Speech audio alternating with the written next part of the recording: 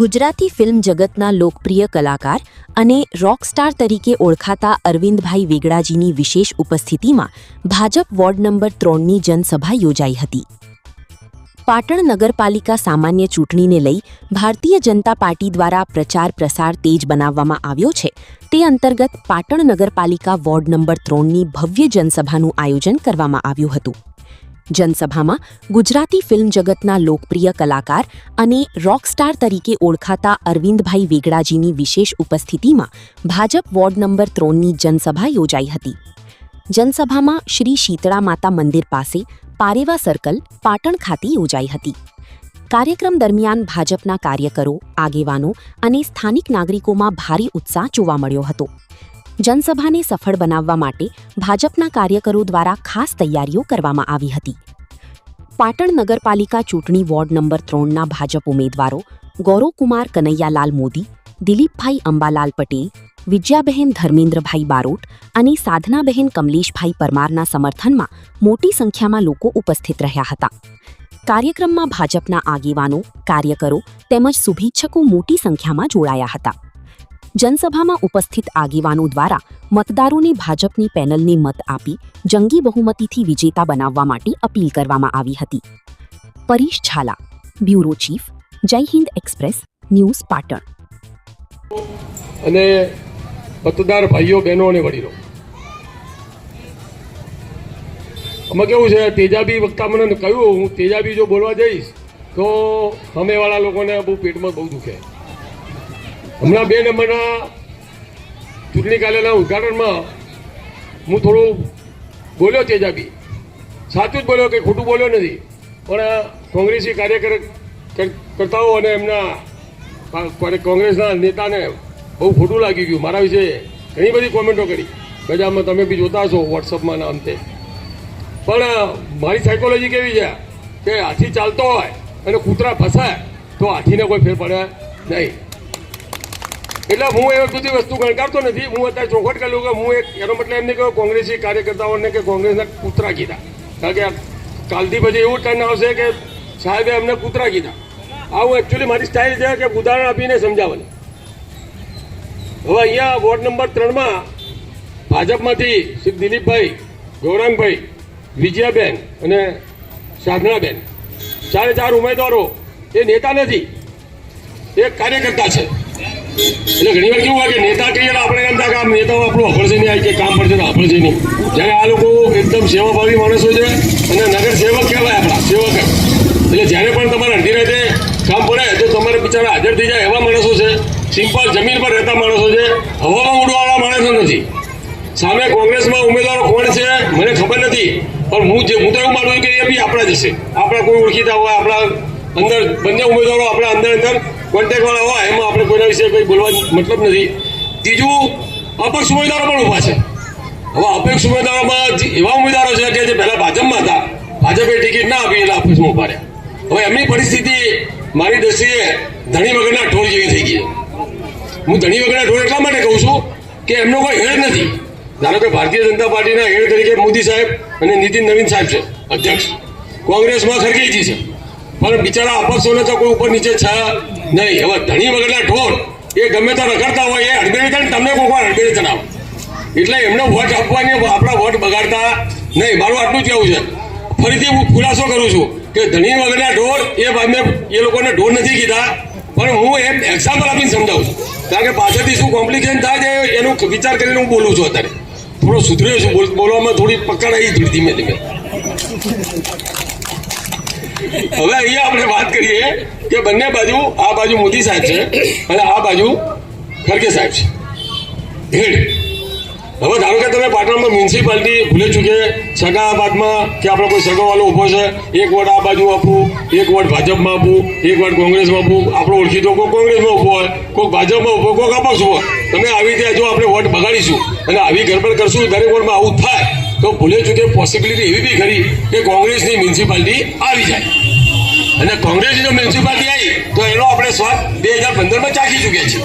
2015માં અનામત આંદોલન વખતે ફૂલ મેજોરિટી સાથે એમને સત્તા સોંપી હતી. આપણે 2.5 વર્ષમાં સત્તા માટે એવા લડ્યા કે એમની સરકાર મ્યુનિસિપાલિટી તૂટી ગઈ. એટલે ઝેરના પારખા આપણે કરાય નહીં. એટલે કોંગ્રેસના મત આપતા પહેલા 100 વાર વિચાર કરજો. બીજું કે જ્યારે અત્યાર સુધી લગભગ પાટણની અંદર ભાજપની મ્યુનિસિપાલિટીએ વહીવટ કર્યો છે અને એમને જો વિકાસ કરે છે, મને ખબર છે આ સિંધિયા દરવાજાની બહાર સિંધિયા દરવાજાની બહાર પેલા સંડાસ હતા, અહીંયા કોઈ સોસાયટીમાં કોઈ રહી ના શકે એવી વાસ આવતી હતી, જેને તમે જોઈ શકો છો અત્યારે કેવું સરસ કરી દીધું છે. એવું ને એવું ફાટીપાલ દરવાજાની બહાર પણ કર્યું છે. બીજું કે આપણે પાટણની અંદર ભાજપની સરકાર હતી એટલે રાણીકી વાવને વર્લ્ડ હેરિટેજમાં મૂકી અને એનો ફોટો આપણે 100 રૂપિયાની નોટ ઉપર છાપી અને એના કારણે આખો રોડ હેરિટેજ રોડ ડેવલપ થયો. બીજું કે પાટણની અંદર પીવાના પાણીના પ્રોબ્લેમ હતા, એના માટે ખાન સરોવરમાં નર્મદાનું પાણી લાવ્યા આપણે ભાજપની સરકારે અને આપણે પાટણની જનતાને મીઠું પાણી પીવાનું લાભ મળ્યો. ઊંઝા જાઓ તો 4 લેન, સિદ્ધપુર જાઓ તો 4 લેન, હારી જાઓ તો 4 લેન, સિરોહી જાઓ કે ડીસા જાઓ, ચારે બાજુના રોડ 4 લેન થઈ ગયા છે. હવે તમે વિચાર કરો કે કોંગ્રેસની સરકાર મ્યુનિસિપાલિટી આવશે તો તમે શું માનો છો એ આપણો વિકાસ આગળ વધારશે? ના વધારે. કારણ કે એમના હેડને જુઓ તો મોદી સાહેબ અને ખરગે સાહેબ. મોદી સાહેબને જોઈએ એટલે લાગે કે બુલેટની સ્પીડમાં વિકાસના કાર્યો કરે. ખરગેને જોવો એટલે કે પેલી ખખડી ગયેલી બસ હોય, ગમે ત્યારે પંચર પડી જાય, એટલી ધીમી ધીમી ગતિએ કામ થાય. ભૂલે ચૂક્યા મ્યુનિસિપાલિટી આવી તો તમે સમજી ગયા. મારો કહેવાનો મતલબ આ ખરગેને મને જોઈને પાછું મને ફરથી ગઈકાલનું મારું 2 દિવસ પહેલાનું ભાષણ યાદ આવે છે. હવે ગધેડા જેવા છે એટલે એનો મને એવું થયું કે સાલું કોળિયો ના કહેવાય, કોળિયાને આપણે એમ કહેવાય કે ભાઈ તારી હોંક બગડીશ. એટલે હું ગધેડો ના જ કહેવાય ને. એટલે એમાં મારી મિસ્ટેક હતી કે હું અત્યારે મને ના પાડી દે કે બહુ વધારે પડતું બોલતા નહીં, એટલે હું મારે જાતને કાબુ રાખી રહ્યો છું. પરંતુ મને ગુસ્સો એ વાતનો છે કે કેરાલાની વિધાનસભાની ચૂંટણીમાં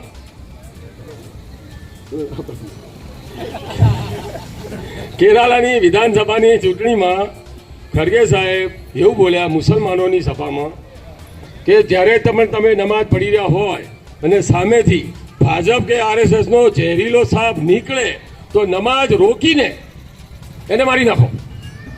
એક આવડી મોટી કોંગ્રેસ પાર્ટીના નેશનલ અધ્યક્ષ જો હિન્દુઓ માટે આવું બોલતા હોય તો હિન્દુઓનું લોહી ઉકળવું જોઈએ કે નહીં? આપણું લોહી ઉકળે કે નહીં? આપણે તો કેટલો ગુસ્સો આવે. આરએસએસ જેવી રાષ્ટ્રીય સંસ્થા કે જે કમ્પ્લેટ દેશ ભાવનાથી લોકોનું સેવાનું કાર્ય કરે છે. ભૂકંપ આવ્યો હોય, વાવાઝોડું આવ્યું હોય તો સેવા કોણ કરે છે? રાષ્ટ્રીય સ્વયંસેવક.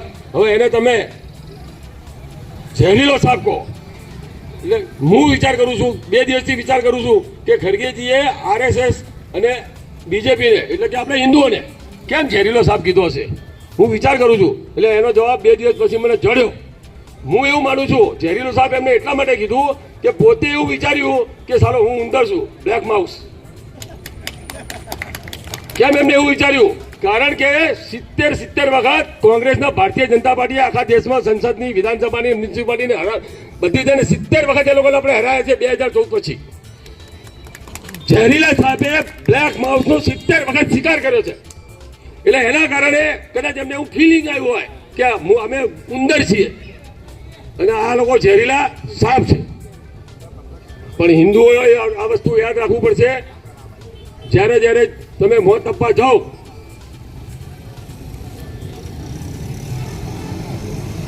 બીજું કહું, ઘણીવાર મને રાત્રે વિચાર આવે છે કે કોંગ્રેસના નેતાઓ ફક્ત ને ફક્ત હિન્દુઓને નીચા દેખાડવાનું કે હિન્દુઓનું અપમાન કેમ કરે છે? હિન્દુઓને આતંકવાદી બોલે છે, હિન્દુઓને કહે છે કે તમે હિંસક છો, આવું કેમ બોલે છે? ફક્ત ને ફક્ત એટલા માટે બોલે છે કે જેથી કરીને એમના મુસ્લિમના વોટ પાક્કા થઈ જાય.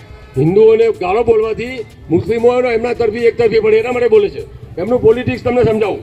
એમનું પોલિટિક્સ એવું છે કે આપણે હિન્દુઓને ગાળો બોલવાની, પછી આપણે હિન્દુઓના ઉમેદવારોના ટિકિટો આપવાની અને એ જ હિન્દુઓને ટિકિટ કોને આપવાની? જાતિઓમાં હિન્દુઓને વેચી મારવાના. સૌથી મોટી જાતિના ઉમેદવારોને ટિકિટ આપી દેવાની. એટલે એ જાતિના જે પબ્લિક છે કે અમારી નાતનો છે, અમારી એમના વોટ પડે અને બાકીના તો મુસલમાનોનો વોટ એમને પાક્કા પડે. એના કારણે એ લોકો જીતી જાય. ટૂંકમાં હિન્દુઓને ગાળો બોલવાની, હિન્દુઓને ઉમેદવાર તરીકે ઉભા કરવાના અને હિન્દુના વોટથી જીતવાનું અને દેશ ઉપર રાજ કરી અને દેશને ખોખલો કરવાનો, પૈસા ખાવાના. અત્યાર સુધી 2004 થી 2010માં કરોડો રૂપિયાના 2G સ્પેક્ટ્રમ અને કોલસામાં કૌભાંડ કરી ચૂક્યા છે. ફરીથી સત્તા માટે હવાથી એટલા માટે મારી રહ્યા છે કે 15 વર્ષથી એમને માલ ખાવા મળ્યો નથી. દેશી ફંડા એમનો ભ્રષ્ટાચાર જ છે. મ્યુનિસિપાલિટીમાં આવશે તો પણ આ જ છે. આપણે અનુભવ જોઈ લીધો છે. 2015 લાયા હતા, શેના માટે લડતા હતા એ લોકો? કેમ એમની મ્યુનિસિપાલિટી તૂટી ગઈ? ફક્ત ને ફક્ત સત્તા માટે. સત્તામાં આવે તો માલ ખાવા મળે એના માટેની આ લડાઈ છે. હું તો આપણે 3 નંબરના વોટરો મતદાર ભાઈઓને વિનંતી કરું છું કે જ્યારે પણ તમે વોટિંગ કરવા જાઓ ત્યારે આપણો કોઈ ઓળખીતો કોંગ્રેસમાં હોય તો એની સામે તમારા પંજાના નિશાન પર નજર મારજો. અને પંજાના નિશાનમાં જુઓ એટલે ખરગેજી તું ઝેરીલો સાપ છે એવું બોલતો તમને દેખાવું જોઈએ. અને પછી તમારે વિચાર કરવાનો કે આ વ્યક્તિને વોટ અપાય નહીં. ભલે એની સામે પેલો ઉભો, ભલે એમની સામે જે ઉમેદવાર આપણો રહ્યો એને ભૂલી જજો. એનો હેડ આપણે નહીં, ગાળ બોલે છે, ઝેરીલો સાપ કે છે. એ વસ્તુ યાદ રાખજો. બસ આટલું બોલું છું. ભારત માતા કી જય. माता की भारत माता की जय जय श्री राम जय जय श्री राम. 5-7 જણા એવું લાગે છે કે મને પાકિસ્તાનથી પ્રેમ હોય એવું લાગી રહ્યું પાછળ મને. અને પાકિસ્તાન પ્રત્યે પ્રેમ હોય તો મિત્રો ખુરશીમાં ના બેસશો. બે હાથ જોડે વિનંતી કરું છું. દિલમાં રામ હોય, કમળ દેખાતું હોય, મોદી સાહેબનો વિકાસ દેખાતો હોય તો જ ખુરશીમાં બેસશો, બાકી ખુરશીમાં ના બેસશો. બોલો જય જય શ્રી રામ, જય જય શ્રી રામ. ઘણી બધી વાતો કરી. હજી પણ ડૉક્ટર સાહેબને તમે જુઓ આમ ખુન્નસ હજી ઘણું બોલવું છે. પણ મેં કીધું આ બધા કેમેરાવાળા જાય 10 વાગ્યા પછી આપણે બોલીએ, બધું જે બોલવું હોય એટલે બધા બેસશો, આપણે બોલીશું. પણ આજે 26 તારીખે ચૂંટણી છે, ગણતરીના કલાકો બાકી છે. ત્યારે આપ સૌ માતા બહેનોને વિનંતી કરું છું કે આ 4 ઉમેદવારોને જંગી મતોથી જીતાડી અને નગરપાલિકામાં મોકલજો. આ નગરપાલિકા એ ભારતીય જનતા પાર્ટીની બનવાની છે એ નક્કી છે. એ મીડિયાને પૂછો, પાટણના વેપારીને પૂછો, કે કોઈ પણ જગ્યાએ પૂછો તો એ કહેશે કે નગરપાલિકા ભાજપની બનવાની છે. તો એકાદો વ્યક્તિ કોંગ્રેસનો હોય કે આપણો ભટકેલો આપણો કોઈ મિત્ર હોય તો આવીને શું કરશે મિત્રો? એ આપણે વિચારવાનું છે. વર્ષો સુધી આપણે એમને સાચવ્યા અને છતાં પણ સત્તાની આટલી લાલચ હોય તો આપણે બધાએ એ વિચારવાનું છે. આપણા ઉમેદવારની વાત કરીએ મિત્રો તો દિલીપભાઈ પટેલ આ પેનલના સારથી છે. પાટણની અંદર એ ભામાસા તરીકે ઓળખાય છે. અને આપ સૌ નસીબદાર છો વોર્ડ નંબર 3ના બધા ભાઈઓ બહેનો કે તમને ભામાસા જેવા એક ઉમેદવાર મળ્યા છે. પાટણની અંદર 1 થી 11 વોર્ડની અંદર કોઈ એવો વોર્ડ નહીં હોય જ્યાં દિલીપભાઈની સેવા ના બોલતી હોય. આંગણવાડી હોય, શાળાના સ્કૂલના ઓરડા હોય, કોઈ સ્લમ વિસ્તાર હોય, નાના બાળકોને શિક્ષણની કીટ આપવાની હોય કે માતા બહેનોને કોઈ જરૂરિયાત હોય, તારા દિલીપભાઈની ડિક્શનરીમાં કોઈ ના હોતી નથી. દર વર્ષે જે દીકરી હોય છે એને માતા પિતા નથી હોતા એવી 100 દીકરીઓના પોતાના ખર્ચે ભણાવવાનો ખર્ચો દિલીપભાઈ ઉઠાવે છે. દર વર્ષે 5 લાખ રૂપિયાનો ખર્ચો દિલીપભાઈ પોતાના 100 ભંડોળમાંથી મિત્રો કરે છે. આવા આ પેનલના સારથી દિલીપભાઈ છે. બીજા ગૌરવભાઈની વાત કરીએ તો એ લાયન્સ ક્લબના પૂર્વ પ્રમુખ, ભાજપના મહામંત્રી, મોદી સમાજના આગેવાન, આવા આગેવાન નિષ્ઠાવાન સ્વચ્છ સભ્યવાળા આપણાને ઉમેદવાર મળ્યા છે. જ્યારે કુદરતી આફત હોય તારા લાયન્સ ક્લબ અને ગૌરવભાઈ હંમેશા માટે અગ્રેસર હોય છે. વિજયાબેન બારોટ આપણા ઝાંસીના રાણિયા વિસ્તારના એ એકલા નીકળ્યા, કોઈ તાકાત નથી પાકિસ્તાનવાળી કે બુકડીવાળાની કે વિજયાબેનની હવે આંખ ઉઠાની જોઈ શકે એવા વિજયાબેન આપણને મળ્યા છે. તાલીઓ પાડો, સારું લાગે તો, ના લાગે તો પછી થોડી વાર રહીને આરામ કરીશું આપણે. એવા સાધનાબેન એ પણ અડીખમ કિલ્લા જેવા મહિલા સશક્ત ઉમેદવાર છે. એમના પતિદેવ એ મામલતદારમાં નોકરી કરે છે. મારા આજે પણ કોઈ પણ કામ હોય મામલતદારનું તો કમલેશભાઈને ફોન કરું ને કામ થઈ જાય. આવા 4 ઉમેદવારને આપણે જંગી મતોથી જીતાડવાના છે. ડૉક્ટર સાહેબે ઘણી બધી વાતો કરી, હિન્દુત્વની વાતો કરી, ખડગેજીની વાતો કરી. મિત્રો ખૂબ સાચી વાતો છે.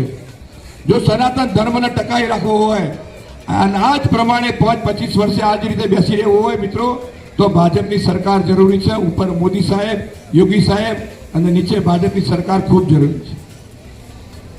ડૉક્ટર સાહેબે કીધું એમ આપણે 1 વર્ષ એમને મોકો આપ્યો તો 2.5 વર્ષમાં એમને 3 પ્રમુખો બદલ્યા હતા અને પછી પાછળથી મહેન્દ્રભાઈ પટેલના આપણે ભાજપમાં લાવી અને પ્રમુખ બનાવ્યા હતા. અને હું હમણાં કલાક પહેલા આવ્યો હતો ત્યારે એમને બધાએ કહ્યું કે અહીંયા જે આ ભૂગર્ભ ગટર છે, જે અંડરગ્રાઉન્ડ ગટર છે, અહીંયા સ્ટોમ વોટર એ મહેન્દ્રભાઈ પટેલે અને એના ઉમેદવારે નક્કી હતી. એના કારણે અહીંયા પાણી ભરાતું નથી. આ વિકાસ છે મિત્રો. દરવાજો તમે જોઈ શકો છો. પહેલા દરવાજો શું હતો, આજે શું છે, એ વિકાસ છે. પણ કોંગ્રેસના લોકોના જે આંખમાં મોતિયો આવી ગયો છે, એ મોતિયાના કારણે એમને કોઈ વિકાસ દેખાતો નથી. હું ડૉક્ટર સાહેબને વિનંતી કરું છું કે કોંગ્રેસના આવા મોતિયાવાળાના મફત ઓપરેશન કરો સાહેબ, એટલે એમને વિકાસ દેખાય. અરે તમે એમને વધે થોડી ચિંતા ના કરો, પણ એમને વિકાસ દેખાવો જોઈએ. નગરપાલિકામાં 5 વર્ષની અંદર ભારતીય જનતા પાર્ટીની સરકારે ખૂબ સારા કામ કર્યા છે. મોદી સાહેબે ખૂબ સારા કામો કર્યા છે. આપણે કોરોના જોયો છે મિત્રો, જ્યારે દેશની અંદર શું પરિસ્થિતિ હતી અને મોદી સાહેબે વેક્સિન બનાવી, આ દેશની વેક્સિન બનાવી અને આપણને આપી અને ઓછામાં મોટી વેક્સિન વિદેશમાં પણ મોકલી. પહેલી વાર આઝાદી મળ્યા પછી પહેલી વાર સ્વદેશી રજીસો કોઈ બનાવી હોય તો આપણા અહીંના ડૉક્ટરો હોય, વૈજ્ઞાનિકો હોય એને બનાવી શકે. અને એ વેક્સિનના કારણે આજે આપણે હજારો લોકો જે મુસીબતમાં હતા એમાંથી નીકળી શક્યા છે. બહેનો હોય, માતાઓ હોય, બધા રક્ષા કરતા હોય છે, સૈનિકો રક્ષા કરતા હોય છે. કોંગ્રેસની સરકારે એમને સૂચના આપી હતી કે જમ્મુની અંદર કોઈ પણ વ્યક્તિ તમારા ઉપર પથ્થર મારે, તમારા ઉપર ગોળી મારે, તમારા ઉપર હુમલો કરે, તમારે હુમલો કરવાનો નહીં. એની સામે તમારે શાંતિથી ઊભું રહેવાનું, તમારે નાસી જવાનું. આપણા સૈનિકોના માથા ખૂનથી રંગાલા હોય અને કોંગ્રેસીઓ મિજબાની માનતા હોય. શું આપણે એવા કોંગ્રેસીઓને વોટ આપવાનો છે? મિત્રો, કોંગ્રેસને વોટ આલો એટલે આતંકવાદીને ઘરે જમાડવા બરાબર છે. મિત્રો, જમાડવા બરાબર છે. આ કોંગ્રેસી કલ્ચર છે. ક્યારે કોંગ્રેસીને તમે સારા ના સમજતા, કારણ કે એમને સારી વાત કરવી હોય છે, એમને રામ બોલવું હોય છે, ભારત માતા કી જય બોલવું હોય છે, વંદે માતરમ બોલવું હોય છે, જય જય શ્રી રામ બોલવું હોય છે, પણ એ બોલી શકતા નથી. કારણ કે એમને ખબર છે કે આપણે બોલીશું અને સોનિયા અને રાહુલ સાંભળશે તો આપણને કોંગ્રેસમાંથી કાઢી મૂકશે. આ પ્રકારની એમની માનસિકતા છે મિત્રો. એટલે અહીંયા જે બેઠા છે સનાતન હિન્દુ ભાઈઓ મારા, એમને હાથ જોડીને વિનંતી કરું છું કે આગામી સમયની ચૂંટણીની અંદર કોઈ વાદ વિવાદમાં પડ્યા વગર પાટીદાર હોય, દલિત હોય, ઠાકોર હોય, બક્ષીપંચ હોય, કોઈ આપણે જોવાનું નથી. આપણે ફક્ત ને ફક્ત કમળને જોવાનું છે, મોદી સાહેબને જોવાના છે. મહાભારતનું યુદ્ધની આપણે વાત કરીએ તો આપણે સામે કૌરવ પાંડવો હતા. કૌરવ પાંડવો બધા ભાઈઓ જ હતા, પણ ધર્મ અને અધર્મનું યુદ્ધ હતું. અર્જુન એક વાર તો ના પાડી કે ભાઈ સામે મારા સગા સંબંધી છે, હું યુદ્ધ નહીં લડું. ત્યારે ભગવાન શ્રી કૃષ્ણે કહ્યું હતું, જો આપણા છે તો સામે કેમ છે? આપણા છે તો આપણી જોડે રહેવા જોઈએ, સામે ના હોવા જોઈએ. અને એમને વિરાટ એમનું સ્વરૂપ બતાવ્યું અને પછી યુદ્ધ થયું અને એમાં પાંડવોનો વિજય થયો. એ જ પ્રમાણે આપણે સૌએ 26 તારીખે 4 મત આપવાના છે મિત્રો. 4. આપણા અહીંના એક સ્થાનિક મિત્ર છે અને બીજા બધા ઘણા બધા મિત્રો છે, એ પ્રજાને ગુમરાહ કરે છે. તમને પણ કહ્યું હશે કે એક જ વોટ આપવાનો છે. એક વોટ આપવાની વાત એ ગુમરાહ કરે છે પ્રજાને. પ્રજાનો જે હક છે વોટ આપવાનો એ છીનવાની વાત કરે છે. આપણે 4 વોટ આપવાના છે. 4 વોટ.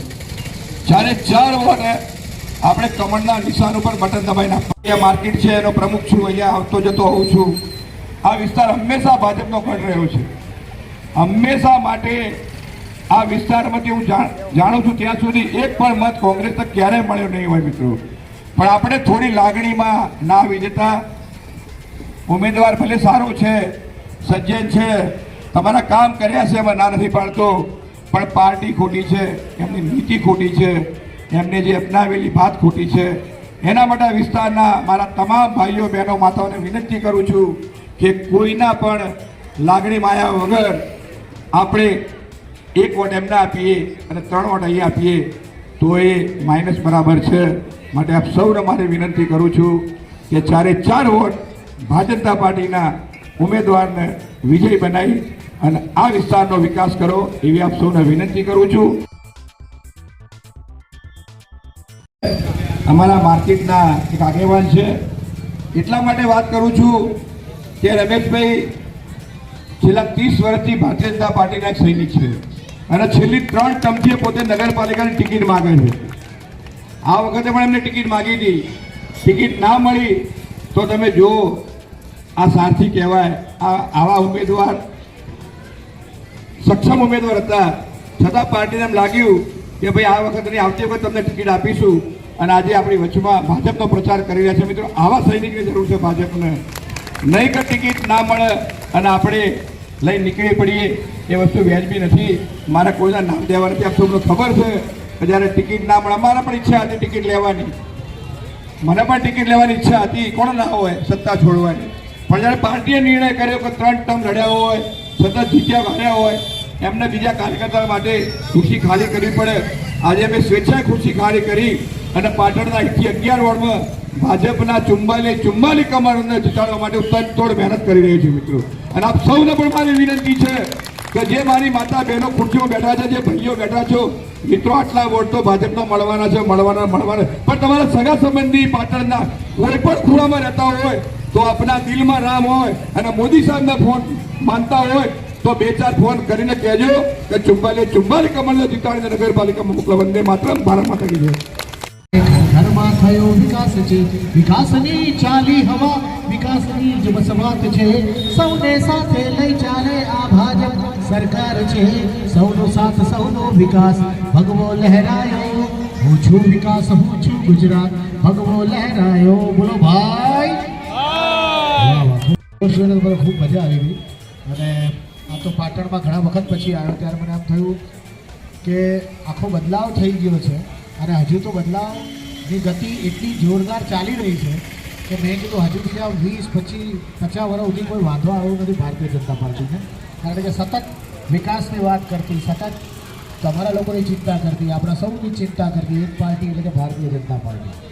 અને એ ઉપરના લેવલથી લઈને નીચેના કહેવાય ને કે ભાઈ બોટમ સુધી દરેક લોકો એના આમ કહેવાય કે ખભેથી ખભે મિલાવીને કામ કરતા હોય. એટલે કહેવાય ને કે ભાઈ સુદામાનો મિત્ર મારો રાજા રણ છોડ છે, એણે મને માયા લગાડી. દ્વારકાનો નાથ મારો રાજા રણ છોડ છે, એણે મને માયા લગાડી રે. એણે મને માયા લગાડી મારા વાલા, એણે મને માયા લગાડી મારા વાલા. સુદામાનો મિત્ર મારો રાજા રણ છોડ છે, એણે મને માયા લગાડી રે. આ ગીતની વાત તમને કહું કે ભાઈ જ્યારે પણ એમ કહેવાય કે ભારતીય જનતા પાર્ટીનો જે કાર્યકર્તા હોય, નાનામાં નાનો કાર્યકર્તા, જેમ આપણે કહીએ ને કે ભાઈ કૃષ્ણ તો બધાને યાદ રાખતા કે એને ત્યાં સુદામા આવી ગયા હતા, આ તો મારો મિત્ર છે. તો ભારતીય જનતા પાર્ટીનું પણ એવું જ છે કે નાનામાં નાનો કાર્યકર્તા પણ ક્યારે ભૂલાતો નથી. અહીંયાથી તમારા ગામમાંથી કોઈ ગયો હોય ને જે મિનિસ્ટર બન્યા હોય, મુખ્યમંત્રી બન્યા હોય કે છેક ઉપરના લેવલ પર ગયા હોય, સંગઠનમાં કામ કરતા હોય, પણ ભૂલતા નથી. એમ કહે ને કે ભાઈ અમે બીએમ ઓડિટરમાં ફરતા થઈ ગયા કે 4 બંગડીવાળી ગાડીમાં તો ભૂલી જાય, એવું નથી બનતું અને એવું ક્યારે બનશે નહીં. એટલા માટે જ ભારતીય જનતા પાર્ટી એ હંમેશા બધાની ચિંતા કરતી પાર્ટી.